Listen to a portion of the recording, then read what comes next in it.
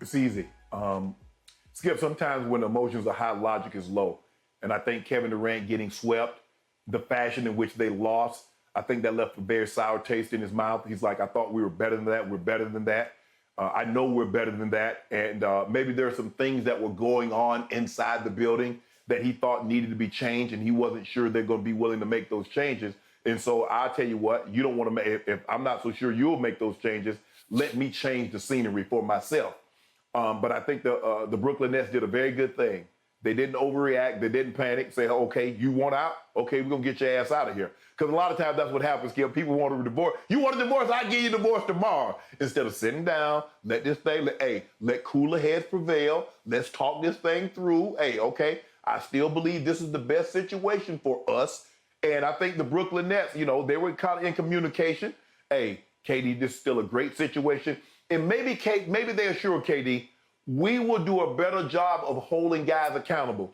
When guys mess up, we're going to say, hey, bro, that's not good enough. When guys are late or not doing the right things, we're going to say that's not good enough. Maybe KD wants to run a little tighter ship. There are some things that he had a conversation with Sean Marks, Steve Nash, Tsai. Maybe there are some things that they told him in that meeting that put Kevin Durant's mind at ease.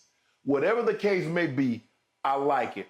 I like that KD is staying in Brooklyn. I like Kyrie staying in Brooklyn because I do believe Kevin Durant is great enough to win a title.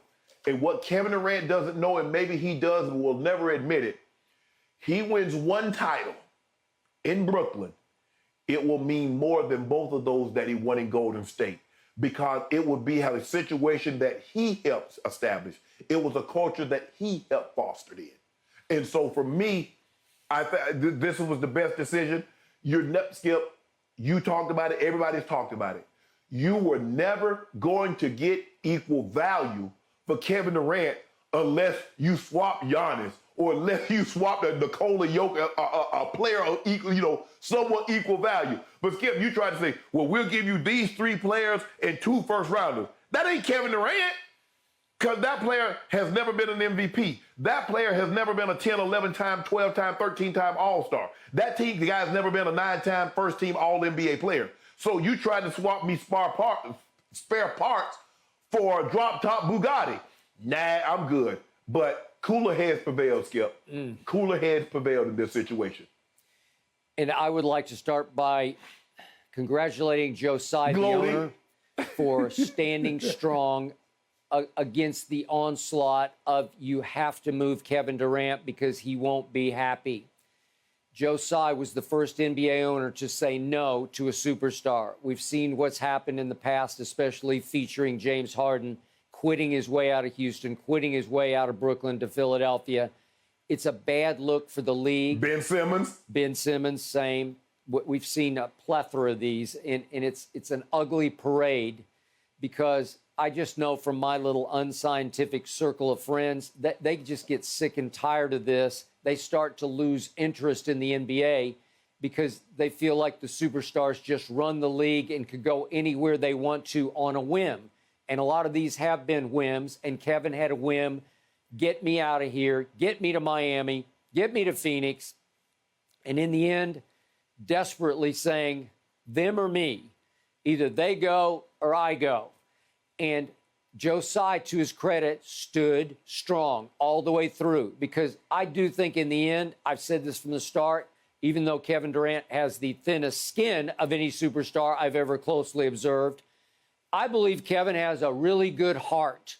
I think in the end, he's a good guy. He gets a little wacky and a little crazy, and he can get a little paranoid, and he doesn't need burner accounts or spats, beefs with the media, but that seems to be what propels him. And yet, in the end, he's a good guy. And I think in the end, he really loves Kyrie. And I don't know, I'm not privy to the conversations they have, but he felt like Kyrie betrayed him last year by not getting vaccinated. And I believe that was the truth. And I believe Kyrie destroyed the psyche of that team. He destroyed whatever unity they had just by saying, no, I refuse to get vaccinated for no apparent reason. I still don't know why Kyrie, he's got his own way of thinking. And I respect that. He's an outside-the-box thinker.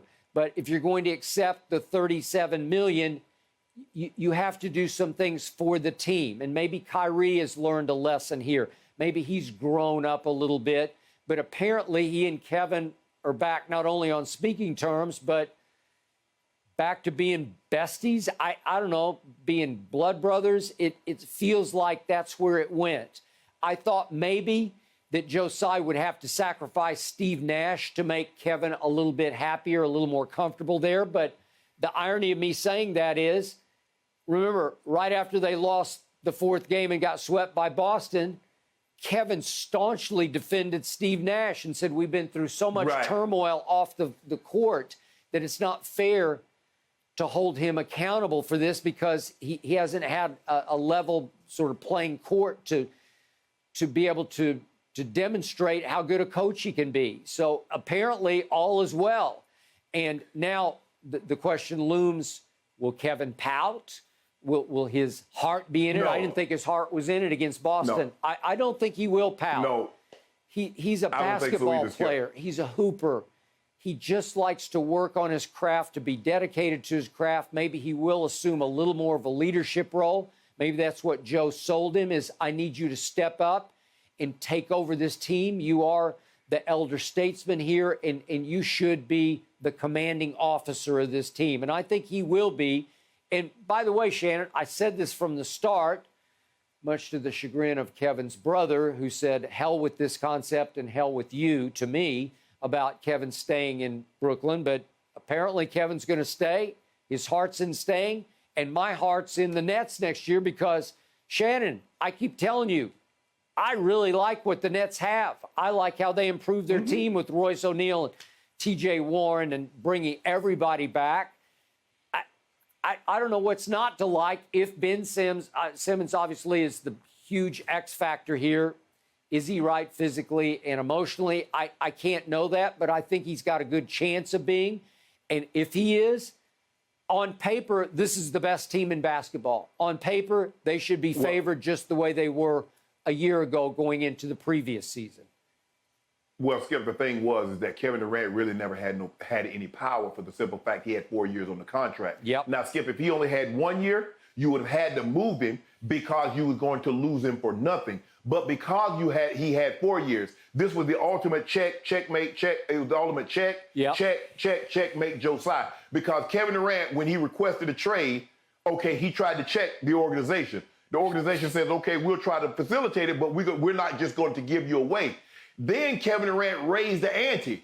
I need both of those. It's either you choose either him. No, it's either them or not him, them or me. Tsai comes out publicly and says, I got their back. Checkmate, boom, then we're going to shut that down. Now, Skip, one time before, you remember when Magic Johnson, he had just won the title. He had? And he had a falling out with Paul Westhead. He did? He said Magic came in there after the game and said, I want to be traded. I just can't do it with this man. I just can't.